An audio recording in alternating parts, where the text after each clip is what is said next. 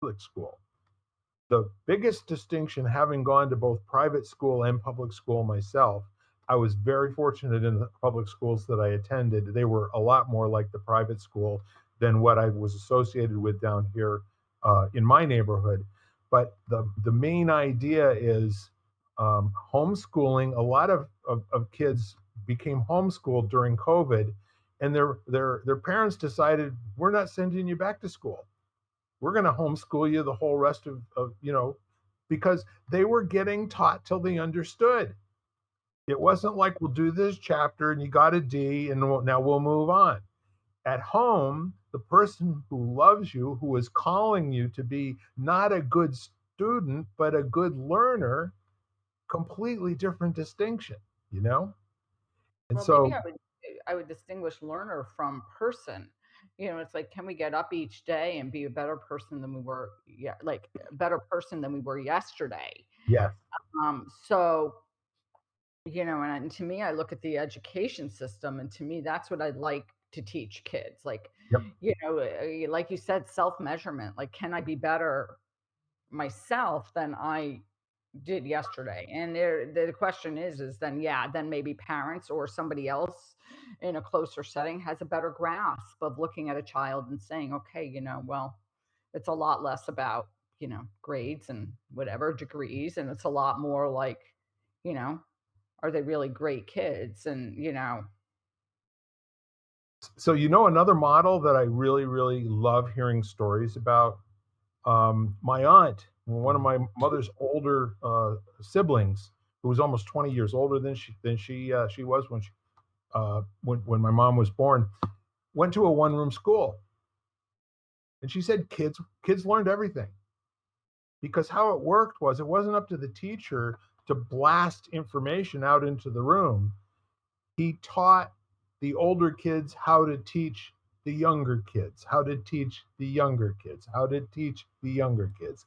Once they came to the one room school, their goal was mastery of three subjects: reading, writing, and arithmetic. Now, social studies and all those things fit into those three major categories.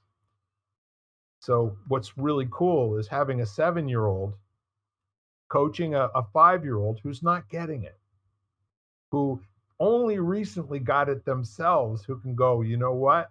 I know exactly how you feel. Try it this way, or try it this way. And then if they couldn't get the concept, they call in a nine-year old, get the big guns out. And that whole idea of using the village to train the village, I think it's a really cool one. It's not something that the government could ever fund. It would never get behind that. It's not traditional. It doesn't prepare people to go in debt, 2 or 300,000, to for the rest of their lives, by going to an expensive secondary education. But and the experience of both teaching and learning is, I think, very powerful for any human being at any age.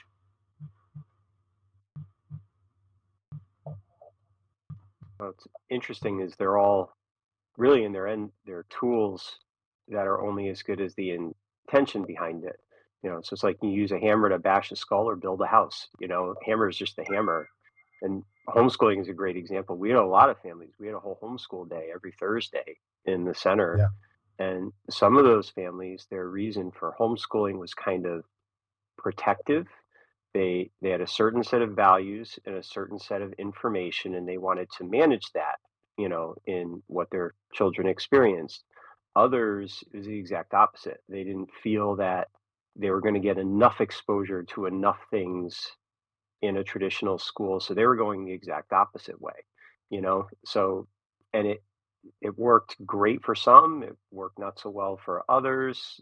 A lot of it is on the parent, so they have to figure out how to work cooperatively with other homeschool parents to fill in gaps and things that they don't know enough about, so it's harder to crowdsource. You've got to balance that out, and then you have to yeah, manage the fact, like, be interesting. I mean, because we would design curriculum for them all, and you'd have some that we would offer like a Dungeons and Dragons class where they were learning kind of really math and gaming and communication skills, but some families would not do that for religious reasons.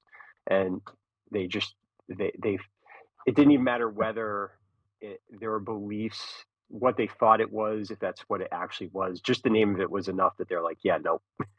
So, so there's a lot of diversity in how they all approached it. And the success of it was really what their intention was behind it and the energy they were willing to put into it. You know? It's pretty wonderful.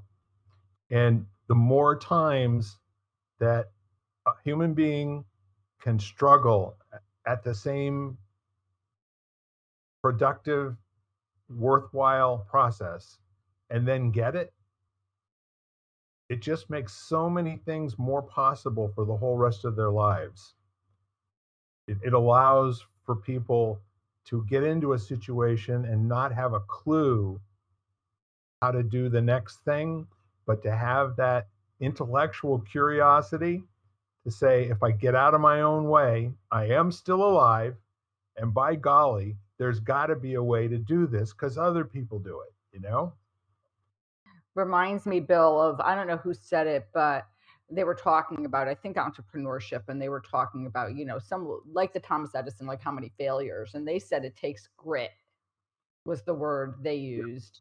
It takes grit and perseverance. And I think it's like that no matter what you do. I mean, there are situations in your life where, some people are just like, I'll just do what the status quo is and I'll just do what people tell me to do, or, and then there are those where you're just situations where you're like, I've got, I'm going to use grit because I'm not willing to give up. Like I need an answer.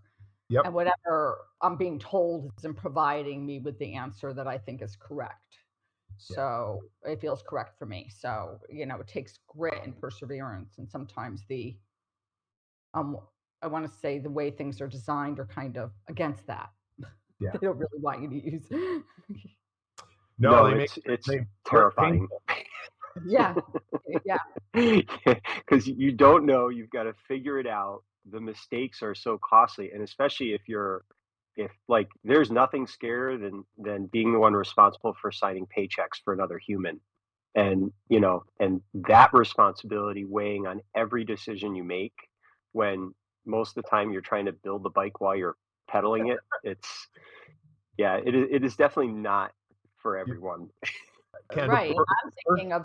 And I'm thinking of the health world, as I help people navigate the health world, and it's not settling for something No. which which where they're being told one thing which just doesn't make sense, and people give up, and people, and when I was telling my mother this morning, it's like trying to, like, it's a full-time career, trying to get answers, and costly sometimes, and people are just like, I don't have time for this, and I don't want to have to, I don't want to have to fight with the insurance company or whatever. Hmm. It just gets to be, and so I think it's grit in, in a situation like yours, like you're, and that grit is about, not letting down other people necessarily, or letting down yourself. Hmm. That makes me recall in the early days, back in 1992, when I always had really great people to work with, 100% wonderful human beings. But 93, 94, 95, I got up to 8 employees, and I set my monthly sales goal, and I would track it by, okay, that's Fran's salary for this month. When I got the profit from this, that's Fran's salary. Okay, this is for Alice. This is for Dave. This is for Mark. And then last it would be for me. And the really good months we got to me. Okay, and then we got to the point where we were doing that in 3 weeks.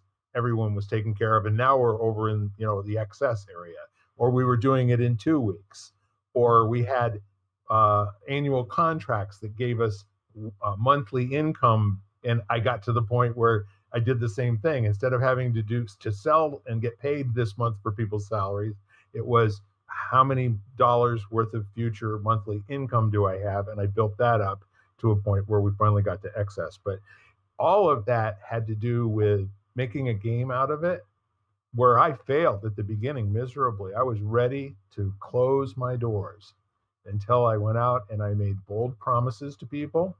I made bold promises that I didn't keep sometimes, but I always went and turned myself in, as opposed to avoiding the consequences. And it got easier and easier and gained more credibility. And I always found that anybody that I just told the truth to and talked straight with was never over. It was always, okay, that didn't work. Now what? So be, do, have. Very interesting conversation as usual, guys. And I just want to know, does anybody have any final thoughts before we wrap up here?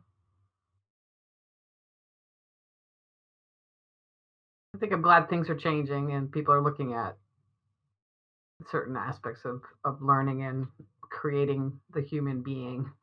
Yeah. I think I'm happy that people are starting to question, I guess, health and what they're told, and trying to figure things out much more so, like understanding that they have to take responsibility for their own health. Like they have to own it. Like they, like you own anything, you own business, you have to own it.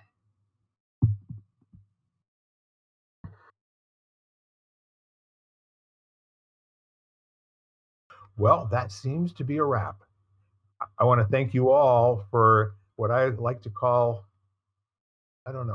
conversational alchemy, where we take nothing and we make it into something. And one of these days, we're going to publish all of our podcasts, and we'll put it into different languages. And at some point, our names won't be associated with it. And hopefully one person or two people or more in the future gets something out of it that springboards their life and moves them on to the next step and gets them in competition with the only real competitor in their lives, who they think they are. So thanks again. Lighting the Candle, a world that works. See you next week. Bye for now. Bye-bye. Bye. You've been listening to Lighting the Candle, a world that works, part of the Exvadio Podcast Network. You can catch us each week, as well as the rest of the network, at exvadio.com/podcasts, as well as the Apple Podcasts app, Google Podcasts, Spotify, iHeartRadio, Stitcher, Audible, Amazon Music, and wherever you find podcasts.